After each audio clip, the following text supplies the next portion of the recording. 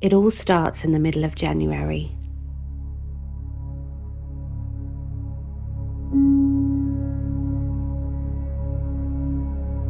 Midwinter officially beds down in England, with visits from Jack Frost, dustings of snow, and an even deeper desire to hunker down, shut out the cold, and stay at home.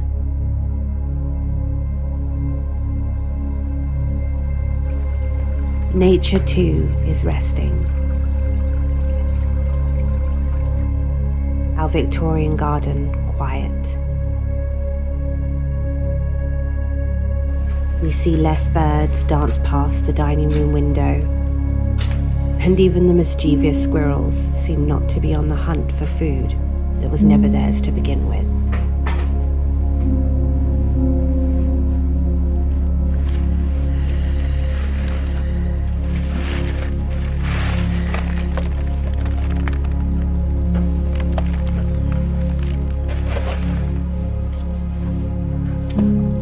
And so it was the perfect time to embark on a mini midwinter project for our Victorian garden. A gift for nature and something special for us to look on. I've set myself up a little bit of a workstation here for me to do a little bit of a midwinter nature project for our Victorian garden. One of the things that we really love about this house is that we can see the back garden from lots of different aspects of the house, and this is one of my favourites here in the dining room. We have two windows, one out to the side garden and one out to the back part of the garden, so you kind of get a lovely view of it. Part of the reason why we ended up wanting to opt for an armchair in this corner, so that we can kind of look out through both windows. So it's the middle of winter now, and we've had a bit of a cold snap. We've warmed up a little bit. I think we're going to have another cold snap. I saw this idea actually on Instagram, and I will link the person's account that I saw it on, because I have been very inspired by this, and it probably will emulate very similar to what they did. And it's that time of year where we really need to make sure that the nature that we are attracting to our areas have everything they need, particularly when there is a cold snap.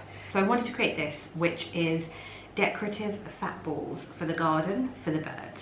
When I say decorative, one of the things that I'm really keen on all year round, but particularly at this time of year, is trying to spark little pockets of joy in places and things, and we leave a few bits of our Christmas bits and pieces up just to keep the festivities and the home feeling warm and cozy and a little bit brighter than it actually is outside. And so I really loved this idea for now, so that we can actually prolong that kind of festive nature and create something really interesting to look out in the garden as well. In order to do this, I have some twine, some garden twine. I've got some oats. I saw this person use apples as well, and I think the idea is that once the fat balls are over, the birds then start to eat the apples. I have some foliage, which is still some of the foliage that I had left over from my wreath making that never happened. I have some bird seed as well, and I have lard, and I have a couple of other ingredients that when I was doing a little bit of research as to how to make these, I saw that you can use things like, I think it's like sultanas and currants and raisins, and I loved this idea because I thought it would really use up some of a few items that would probably go to waste otherwise.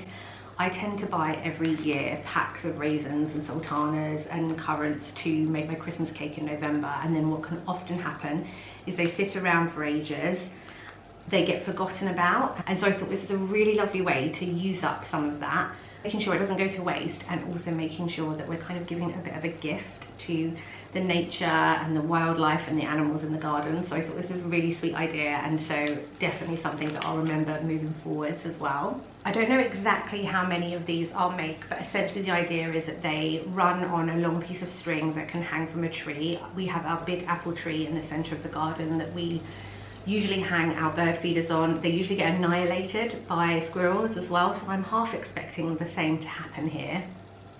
And then you have a couple of different fat balls, perhaps some apples and some foliage for kind of that decorative piece that all situate on this one long piece of string.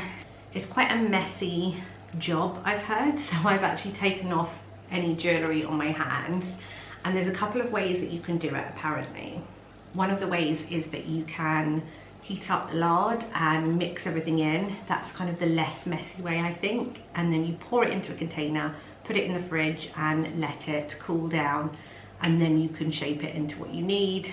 Or you can do it the way I'm going to do it, which is essentially I've bought this lard and I've left it out since I bought it, and it's not super soft, but it's soft enough to mold, and you can kind of mix your different ingredients in with it and then mold it around the string.